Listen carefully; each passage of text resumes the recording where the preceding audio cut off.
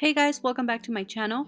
In this video I'll be reviewing and swatching the Morphe 35M Boss Mood Palette. So this palette will be available at Morphe's website and at Morphe's retail stores on September 18th. I don't know the price yet, but I'm guessing it will either be $23 or $24.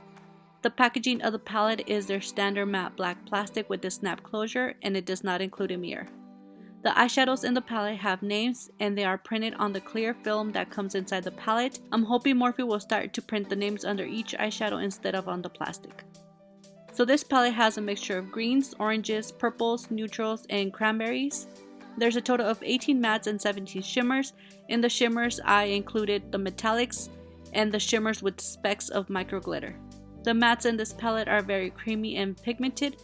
There was 3 mattes in the palette that were on the dry side, and those are Play, Cool, Power Slayer, and Transformer. Even though they are on the dry side, they still managed to blend smoothly. For the shimmers, all of them were very creamy and pigmented. I didn't come across any issues with any of them. Something I did notice when I was watching the palette is that there's mattes that matches the shimmers. And what I mean by that is that the shimmer shades around the mattes complement each other and can be used to create a look. So overall, this is a fun palette that can be used to create everyday looks along with fun looks since there's a good variety of colors. Since the colors in the palette aren't bright colors, I feel that this palette would be perfect to use for fall and winter, and you could get away with pop-up colors.